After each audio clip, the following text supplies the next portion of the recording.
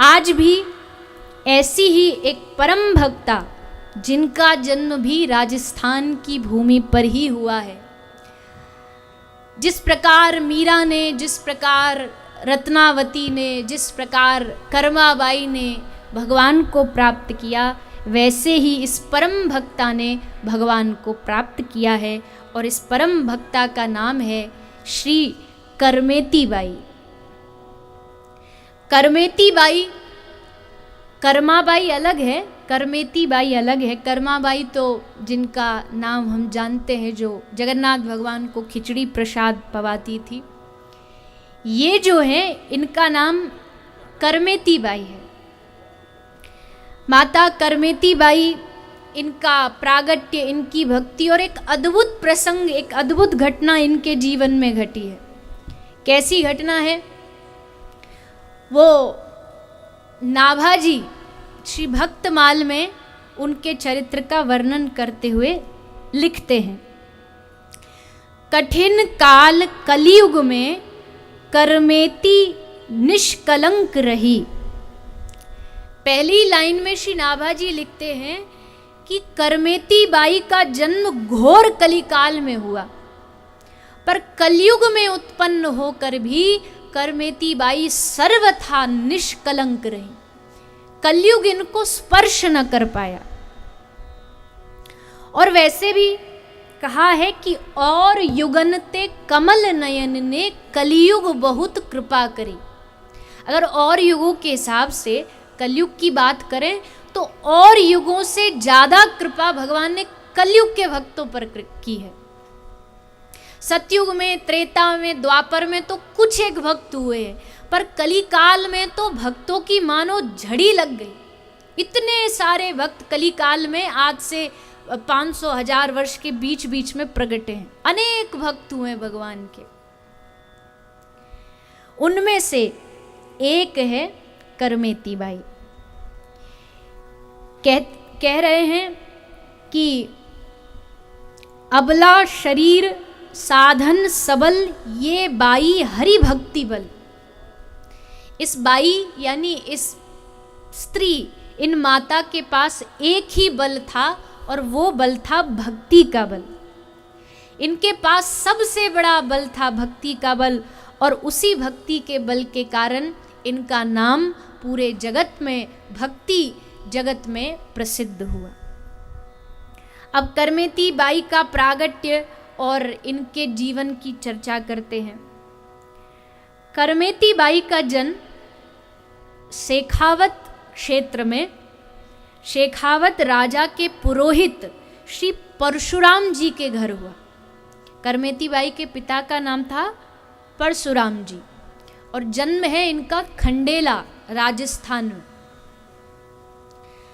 अब पिताजी इनके राजा के पुरोहित थे और बड़े अच्छे अधिकारी थे। राजा कोई कार्य बिना पुरोहित जी के पूछे करता नहीं था। खूब सारा धन भी प्राप्त होता था पुरोहित जी को। पर करमेती बाई का मन बाल्यकाल से, बचपन से ही श्री श्याम सुंदर ने चुरा लिया। इनका मन, इनका चित्त दिन रात प्रभु के चरणों में ही लीन रहता था। संसार जगत की बातों में न मन लगता। कोई सहेली बैठ कर के कुछ खेल खिलौना लाती तो ये सारा खेल छोड़ कर के एकांत में बैठ के अपने श्याम सुंदर का ध्यान किया करती थी। कृष्ण की शोभा इनके हृदय में निरंतर बसी हुई थी।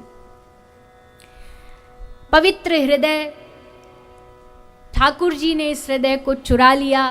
बेचारी छोटी सी बालिका मन ही मन भगवान के निरंतर सेवा करती है, रोज भोग लगाती है, रोज ठाकुर जी को श्रृंगार करती है, सुंदर सुंदर वस्त्र आभूषण धारण कराती है।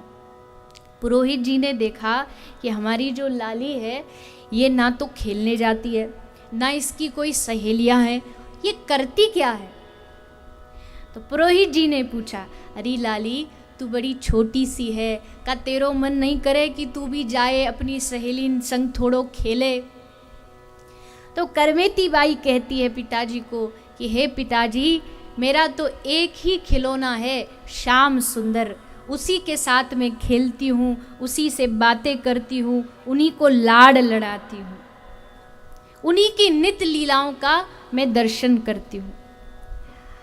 अब पिताजी को लगा कि देखने में तो ये धीरे धीरे ज़्यादा वैराग की तरफ बढ़ रही है, और ज़्यादा कोई बालक घर में भजन करने लगे तो फिर माँ बाप को भी थोड़ी चिंता हो जाती है कि कहीं बाबा जी ना है जाए, कहीं घर को छोड़ के कहीं हिमालय की गुफा में ना चलो जाए। पर करमेती बाई समझा रही है। नाभाजी कहते संसार स्वाद सुख बात करी। करमेती बाई ने संसार के सुख को ठोकर मार दिया। संसार का सुख इनको जैसे कोई वमन कर देता है, उल्टी कर देता है। वमन को देख के कितनी घृणा आती है, अरे अरे देखो वमन पड़ा है, हट जाओ, दूर हट जाओ। वैसे ही जिसके मन में प्रेम जाग जाता है उसको संसार भी वमन जैसा दिखने लगता है, संसार भी उसको तुच्छ नजर आने लगता है कि इस संसार को लेके करे क्या, जो दुखों का सागर है, जो दुखों से भरा हुआ है। ये बात करमेती बाई समझ गई थी कि संसार में दुख ही दुख है, इसलिए अपने पिता को समझाती है। जो पुरोहित का सेवा राजा को दे, उनको समझा रही है कि पिताजी इस संसार में कहीं सुख नहीं है, इसीलिए आप जो चाहते हैं कि मैं संसार के जैसे बालिकाओं जैसे खेलूं, रचपच जाऊं, तो ये संभव नहीं है। पिता ने सोचा कि ये छोरी अभी बालपन में इतनी भगतनी बनी है तो बड़े होके क्या करेगी, इससे बढ़िया इसका अभी जल्दी ब्याह कर दो। तो जल्दी जल्दी बचपन में ही, जब छोटी थी तो ही ब्याह कर दिया, बालपन में। अब बड़ी होती गई, ब्याह हो गया पर ससुराल नहीं गई। अब जब बड़ी हुई तब गौने का समय नजदीक आया। जैसे गौना होने को हुआ, करमेती बाई समझ गई कि सुबह होते ही हमें लेने के लिए ससुराल वाले आ रहे हैं, और जैसे इनको पता लगा उसी क्षण ये घर को रात को ही छोड़ के निकल पड़ी। इनको किसी ने बता दिया कि करमेती तेरा जो ससुराल है, वो ससुराल वाले जो तेरे पति है, सास ससुर है, इनका भजन में कोई मन नहीं है, तो तू वहाँ जाएगी तो तुझे भजन करने नहीं देंगे। अब जैसे करमेती बाई ने सुना तो सबको त्याग करके भाग गई। वैसे अपने कर्म से भागना पाप है, अपराध है, लेकिन अगर भगवान की भक्ति में कोई अपना परिवार भी बाधक बनता है तो शास्त्र कहते हैं कि उसको त्यागने में भी कोई अपराध नहीं है, कोई पाप नहीं है। बलि गुरु तज्यो, बलि ने अपने गुरु की आज्ञा को नहीं माना। क्यों? क्योंकि गुरु ने कहा कि वामन भगवान को दान मत दे। अब भगवान की सेवा से जो तुम्हें च्युत करे, उस गुरु की आज्ञा की अवहेलना करने में भी कोई दोष शास्त्रों ने नहीं बताया। प्रहलाद ने अपने पिता की आज्ञा नहीं मानी। क्यों? क्योंकि उन्होंने भगवान की भक्ति से दूर करना चाहा। सूरदास जी कहते हैं, जिनके संग कुमति उपजत है, परत भजन में भंग, तज मन हरि विमुखन को संग। ऐसे लोगों का संग त्याग दो जिनके संग रहने से मन में कुमति, कुबुद्धि उपजती है, गलत भाव मन में जागते। ऐसे लोगों का संग त्याग देना चाहिए। तो करमेती बाई ने सोचा कि इन हाड़ मांस के शरीरों से बने हुए इन संबंधों को, जो मुझे भगवान के स्मरण से विरोध करते हैं, इनका त्याग देना ही परम धर्म है। इन शरीर के हाड़ मांस के पुतलों से क्या मोह रखना। करमेती बाई ने सोचा, यहाँ से निकल के ससुराल अगर पहुँच गई और फिर मुझे वहाँ जाकर के संसार में फंसा लिया गया तो फिर 84 के चक्कर में फंसना पड़ेगा। कितनी अजीब बात है। 84 लाख जो योनियां हैं, उनमें से एक योनि को छोड़ करके कोई योनि ऐसी नहीं है जिसमें भजन किया जा सके। केवल और केवल 84 लाख में से एक योनि मानव योनि है जिसमें हम भजन कर सकते हैं। अगर ये योनि भी छूट गई तो फिर 84 का चक्कर लगेगा, फिर उसी में घूमना पड़ेगा। एक ही मौका है, एक ही अवसर है, यही जन्म है जहां भगवान को पा सकते हैं, अन्यथा तो फिर भटकना है। करमेती बाई आधी रात को निकल पड़ी घर से बिना डरे, आज तक कभी घर से निकली नहीं, पर आज निर्भय हो गई। किस बात का निर्भय? इतना मन में डर कैसे निकला? बोले ठाकुर जी साथ थे, ठाकुर जी उसके हृदय में थे, और जिसके हृदय में भगवान हो उसको किस बात का डर? मैं दुनिया में कहीं चली जाऊं, मेरे श्याम सुंदर मेरे संग हैं, ये सोच के करमेती बाई बड़ी आनंदित होकर के घर से निकल पड़ी। आधी रात को घर से निकली थी। अब जैसे निकली, सुबह हुई, और सुबह होकर के जब गोने वाले आ गए तो मैया कमरे में गई, कक्ष में करमेती को देखने, तो पता लगा कि करमेती बाई तो घर से गायब है। अब तो हल्ला मचा, कहाँ चली गई? सुन करके समाचार मिला, पिताजी घबराए, कहाँ जाऊं, और सबसे बड़ी बात कलंक से कैसे बचूं? लोग कहेंगे अरे जवान कन्या घर से भाग गई, ब्याह गोना होने वाला था, आज गोने लेने वाले आने वाले और ये भाग करके चली गई, इस कलंक से कैसे बचूं? ये सोच के परशुराम जी भागे भागे राजा के पास गए, राजा को निवेदन किया, महाराज जल्दी से दूत भेजिए, अभी ज़्यादा दूर कहीं गई नहीं होगी, राती को तो निकली है, बीच रास्ते में कहीं पकड़ करके ले आओ। अब राजा के पुरोहित थे परशुराम जी, तो राजा ने आज्ञा दे दी, रथों पर घोड़ों पर सवार होकर सिपाहियों को चारों ओर क्षेत्र में भिजवा दिया, जाओ चारों ओर फैल जाओ और करमेती बाई को ढूंढ के लाओ। अब तो रथ भागे, घोड़े भागे, सब भाग भाग करके ढूंढ रहे हैं करमेती बाई को। करमेती पैदल पैदल जा रही थी, अचानक से घोड़ों की थाप की आवाज आई, रथों की आवाज आई, तो करमेती समझ गई कि राजा के सिपाही हमें ढूंढने आ रहे हैं। करमेती भाग रही है, कहाँ छुपूं कहाँ छुपूं? अब जो कथा है वो सुनिएगा। भागती भागती कहाँ जाऊं, कौन सा स्थान? कोई भयानक जंगल है, ना कोई कुटिया है, ना कोई आश्रम है, ना घर है, कोई जगह छुपने की नजर नहीं आ रही। लेकिन जैसे ही करमेती बाई आगे बढ़ी तो आगे एक ऊंट का शव पड़ा हुआ था, और शव भी कैसा था?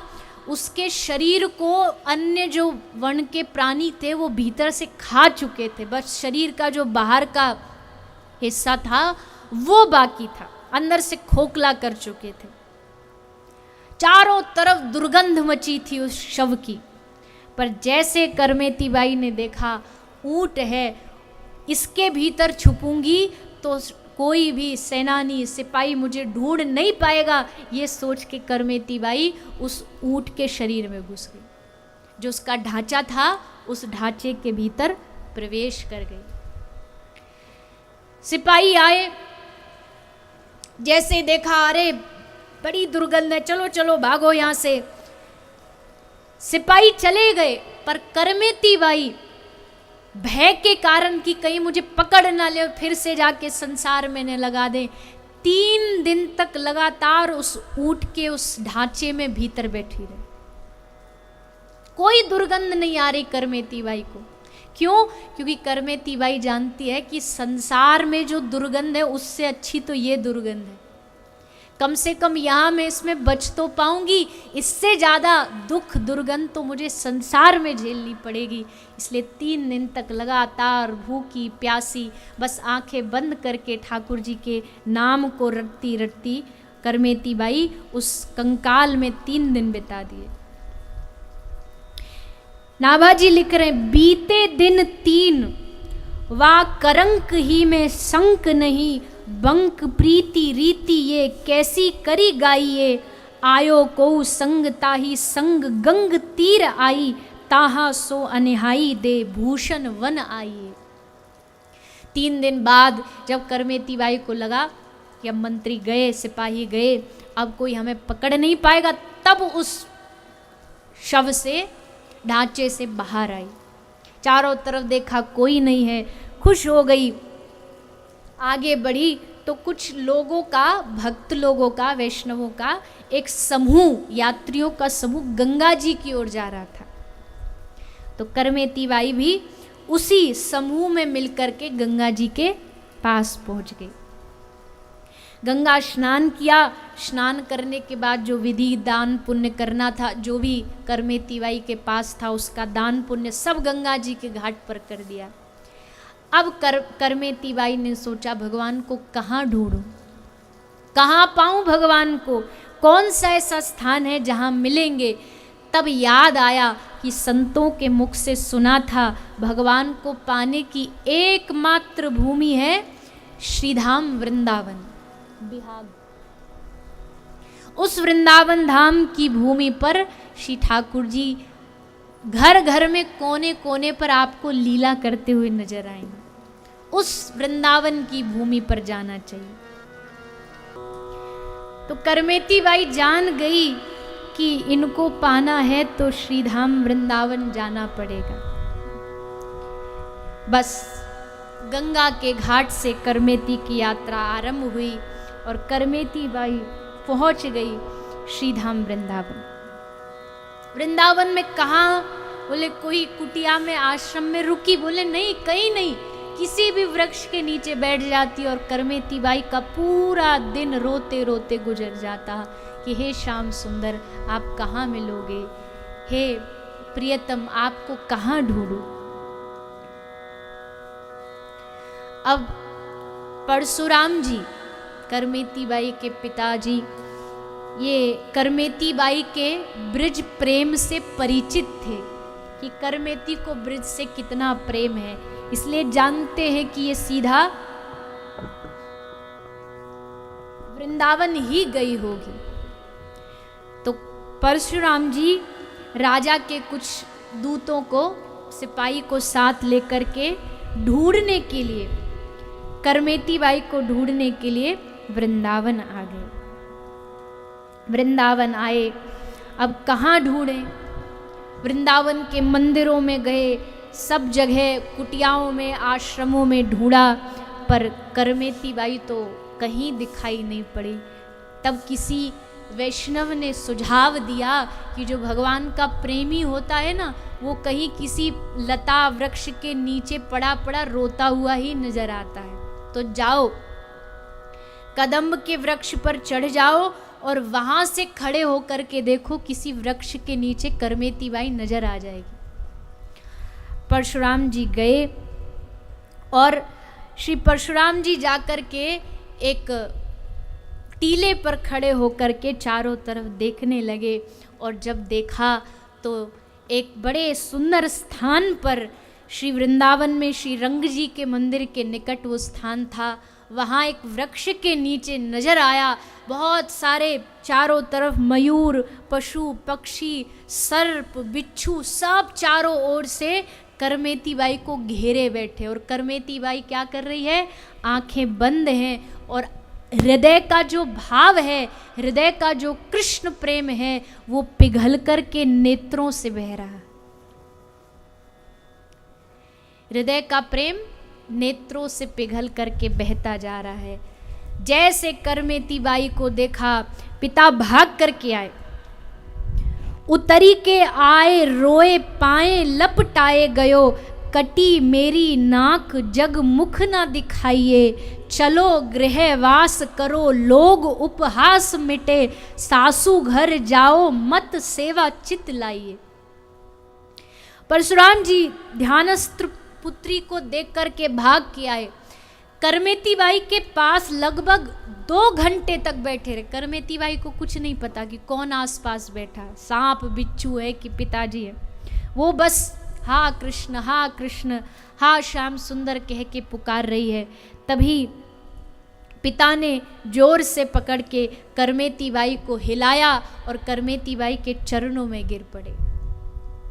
कहा कि कही कटी नाक, हे बेटी मैं राज पुरोहित हूँ, राजा का पुरोहित हूँ, मेरी सारी प्रतिष्ठा धूल में मिल गई। तुम इस घोर निर्जन वन में अकेली पड़ी हो, लोग क्या क्या कह रहे हैं तुम्हारे बारे में। आज तुमने मेरे वंश की नाक कटवा दी। तब करमेती ने क्या कहा?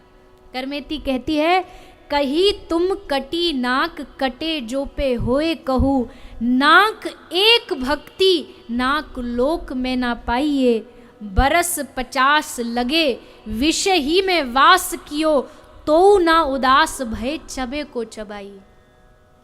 करमेती कह रही है, आपने कहा कि मेरी नाक कट गई, अरे पिताजी नाक होती तब तो कटती। नाक माने प्रतिष्ठा, प्रतिष्ठा धूमिल हो गई। करमेती कहती है प्रतिष्ठा तो केवल भगवत भक्ति में ही है, अगर भगवत भक्ति हृदय में नहीं तो काहे की प्रतिष्ठा, और जब प्रतिष्ठा है ही नहीं तो जाने की तो कोई बात ही नहीं होती। और कह रही है कि 50 वर्ष बीत गए आपको विषय में पड़े हुए, फिर भी आपका विषयों से वैराग नहीं हुआ। हे पिताजी, मैं तो चाहती हूं कि आप भी सब कुछ छोड़ो और मेरी तरह इस वृंदावन में पड़े रहो। पिताजी ने पूछा, क्या करेंगे, तेरा लक्ष्य क्या है वृंदावन में पड़े रहने का? तो जैसा सूरदास जी कहते, वृंदावन क्यों आते हैं लोग? भगवान का एकमात्र इन नैनों से दर्शन करने के लिए। जब आदमी को प्यास लगती है तो कहाँ जाएगा? पानी के पास जाएगा, कुआं ढूंढेगा, कोई स्थान ढूंढेगा जहाँ पी सके, जल पान कर सके। तो वैसे ही जब एक भक्त तड़पता है, किस लिए तड़पता है? भगवान के दर्शन के लिए, उसकी आंखें तरसती हैं, तो उस आंखों को शीतलता देने के लिए वो ब्रज धाम आता है और यहाँ आके भगवान के दर्शन करके आंखों को शीतलता प्रदान होती है, प्राप्त होती है। एकमात्र इन आंखों को प्यास है तो हरि के दर्शन की प्यास है। इसलिए हे पिताजी, आप मेरी बात मानो तो आप भी मेरे साथ श्रीधाम वृंदावन में रह कर के भगवान की भक्ति करो। पिताजी वैसे तो विद्वान थे, पर आंखों पर आगे एक मोह का पर्दा था। उस मोह के पर्दे को करमेती बाई ने अपने उपदेश के द्वारा हटा दिया। जो काम एक गुरु करता है, गुरु का काम क्या है कि जो मोह का, अज्ञानता का पर्दा आंखों में पड़ा है वो पर्दा हट जाए। और जब पर्दा हटेगा तो क्या होगा? बोले पर्दा मोह का हटा तो सामने साक्षात भगवान श्री राधे गोविंद का साक्षात्कार हो जाएगा। तो पर्दा हट गया, पिताजी राजी हो गए कि हाँ पुत्री तुम सही कहती हो, अब मुझे भजन करना चाहिए, ये तो मैं समझ गया हूँ, पर अभी एक बार मुझे गांव जाना आवश्यक है। एक बार गांव जाके थोड़ा सबको सूचना दे दूँ कि करमेती वृंदावन में है, ठीक है, किसी प्रकार की विपत्ति में नहीं है। ये कह कर के परशुराम जी जब जा रहे थे तो करमेती बाई ने अपने पिताजी को एक बड़ी सुंदर विग्रह मूर्ति दी और कहा कि आप इसे ले जाओ और घर में, गांव में सबको कहना इसकी सेवा करें। आज भी वो जो मूर्ति करमेती बाई ने प्रदान की थी अपने पिताजी को, वो खंडेला में, राजस्थान में आज भी विराजमान है। तो उस मूर्ति को लेकर के आ गए परशुराम जी, रात को घर आए, बड़े चाव से उन्होंने विग्रह को पधराया और उसकी सेवा करने लगे। अब उनको भगवत कैंकर्य अच्छा लगने लगा। अब तक तो राजा की गुलामी करते थे, राजा के पुरोहित थे, अब उनको सब मिलना जुलना बंद कर दिया सबसे और दिन रात उसी विग्रह की सेवा में लग गए। तो एक दिन राजा ने देखा कि पुरोहित जी तो कहीं गायब ही हैं, अपनी पुत्री को ढूंढने गए थे पर अब तक तो वापस ही नहीं आए।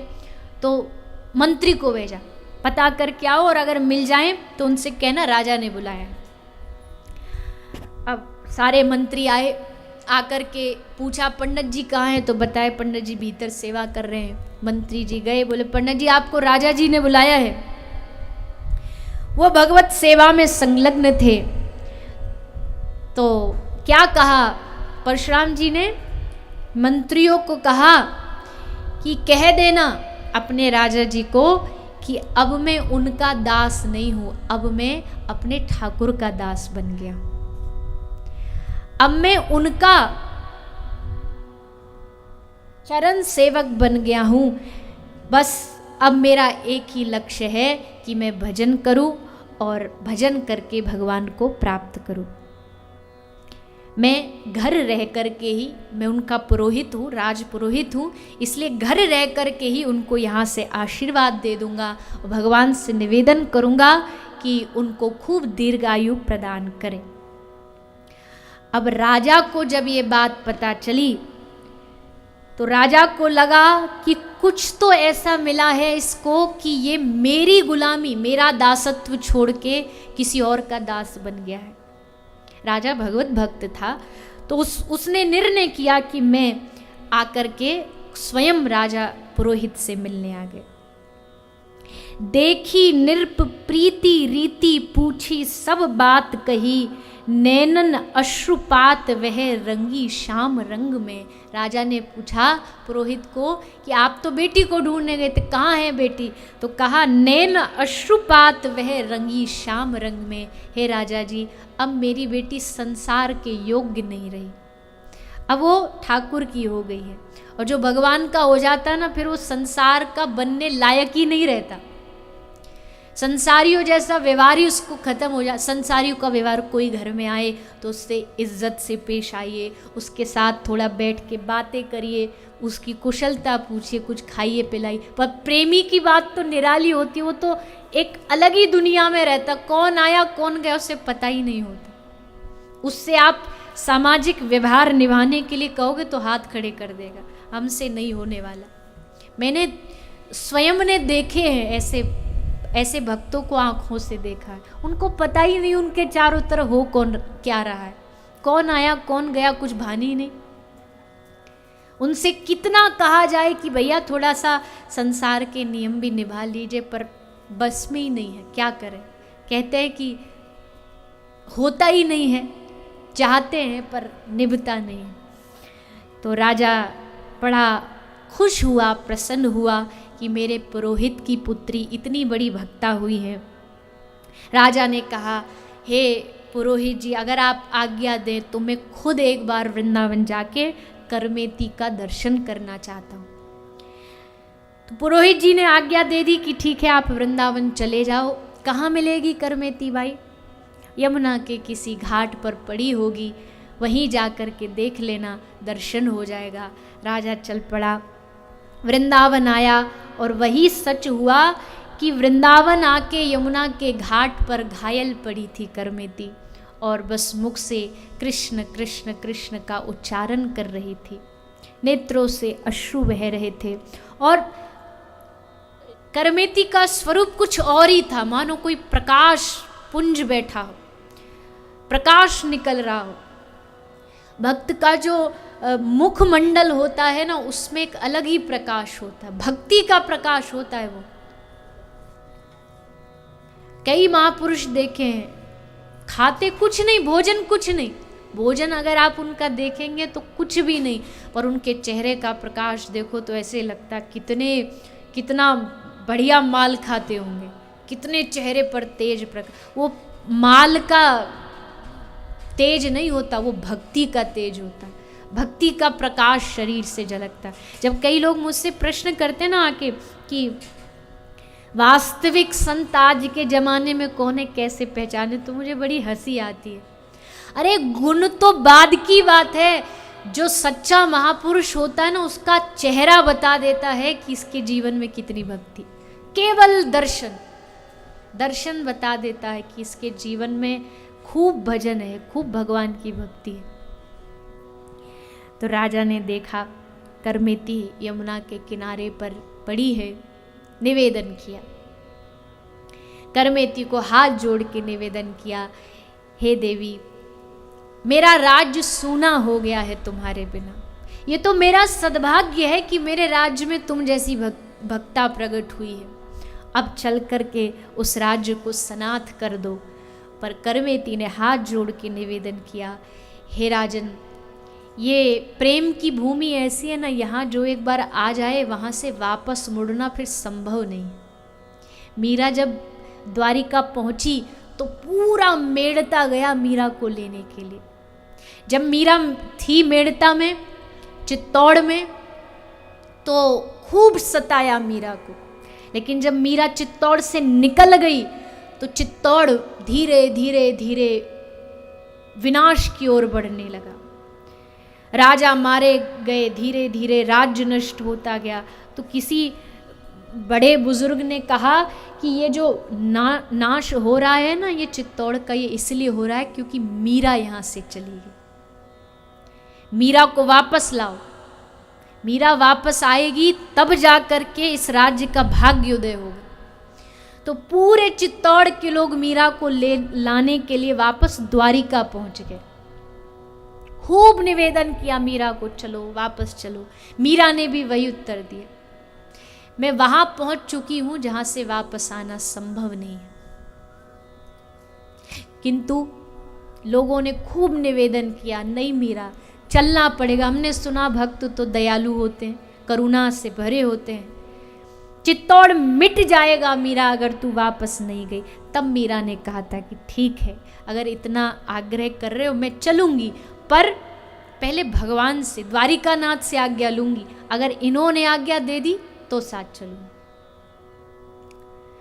ठीक है चलो, हम मंदिर के बाहर बैठे, तुम जाओ अंदर और आज्ञा लेके द्वारिकानाथ से आ जाओ। मीरा आज्ञा लेने भीतर गई। मीरा ने प्रवेश किया द्वारिकाधीश के मंदिर में और बस सब लोग प्रतीक्षा करते रहे, अब बाहर आई, अब बाहर आई, अब आएगी, अब आएगी। लेकिन वो अंतिम क्षण था जब सबने मीरा का दर्शन किया। बहुत देर हुई, दरवाज़ा खोल के देखा तो द्वारिकानाथ तो थे पर मीरा वहाँ से गायब थी। कहाँ चली गई? जिस द्वारिकाधीश के धाम से मीरा आई थी उसी द्वारिकाधीश में मीरा सशरीर समा गई। प्राण देना मंजूर है पर वापस लौटना मंजूर नहीं है। करमेती ने निवेदन किया, हे राजन मुझे क्षमा करो, मैं यहाँ से वापस नहीं जा सकती। राजा ने कहा अच्छा ठीक है, आप नहीं जा सकती, कोई बात नहीं, मैं एक काम करता हूँ, आपके लिए यहाँ एक कुटिया बना देता हूँ। ब्रह्मांड घाट है वृंदावन में, उस ब्रह्मांड घाट के पास एक सुंदर कुटिया बना दी गई। करमेती बाई उसी कुटिया को राजा ने समर्पित कर दिया। उस कुटिया में रहते रहते एक और सुंदर घटना घटी। एक बार करमेती बाई प्रभु के ध्यान में इतना निमग्न हो गई, प्रभु को इतना भजन में लीन हो गई कि 18 दिन तक बिन कुछ खाए पिए कुटिया में पड़ी रही। 18 दिन तक न भोजन, न अन्न, न जल। अब ये बात आप संसार वालों को बताएंगे ना तो कहेगा कि ये बेफालतू की बातें हमें मत सुनाओ। 18 दिन, अरे 2-4 दिन भी आदमी बिना जल बिना अन्न के कैसे जीवित रह सकता है। पर वो नहीं जानते कि भगवत भक्ति में कितना बल होता है। भक्ति कोई साधारण वस्तु नहीं, भक्ति में इतना बल होता है कि भक्त के लिए भजन ही उसका आहार बन जाता है। 18 दिन तक कुटिया में भूखी प्यासी पड़ी रही। पर हाँ, शरीर का थोड़ा अपना नियम है। शरीर जब स्थिर होने लगा, शरीर का थोड़ी अवस्था जब बिगड़ने लगी तो स्वयं साक्षात भगवान एक संत का रूप बना के करमेती के पास आ गए। करमेती की कुटिया में संत पधारे। ठाकुर जी संत के रूप में आए हैं और आकर के बोले, बाई सा अरे उठो। पकड़ के हिलाया। जैसे उठी तो इन्होंने हाथ जोड़ के संत को देखा तो प्रणाम किया। अब प्रणाम किया तो करमेती बाई को कहा कि ये लो, हम तुम्हारे लिए थोड़ा प्रसाद लाए हैं। करमेती बाई ने हाथ जोड़ के निवेदन किया है, हे संत महाराज, अगर आप मुझे प्रसाद देना चाहते हो तो ऐसा प्रसाद दे दो जिसको पाके मेरी भूख प्यास ही मिट जाए। क्योंकि ये भूख प्यास भगवत स्मरण में मुझे बाधा देती।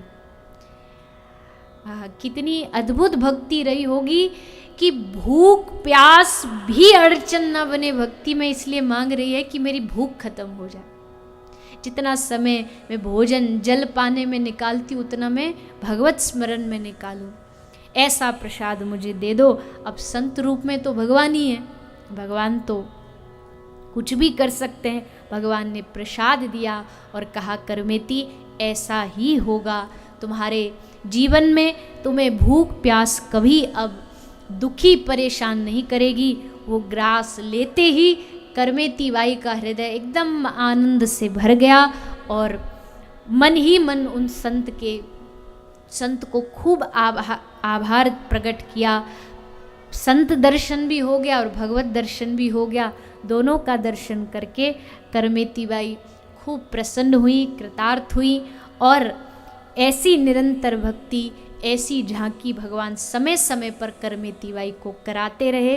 करमेती बाई हर लीला के द्वारा भगवान का साक्षात्कार करती थी। भजन करती हुई वृंदावन की भूमि पर रहकर ही करमेती ने भगवान को प्राप्त किया है। तो इस प्रकार करमेती बाई जो भगवान की अद्भुत भक्त हुई हैं, इन्होंने भगवान को प्राप्त किया। भगवान ने इनकी भक्ति से प्रसन्न होकर के इन पर खूब खूब कृपा की।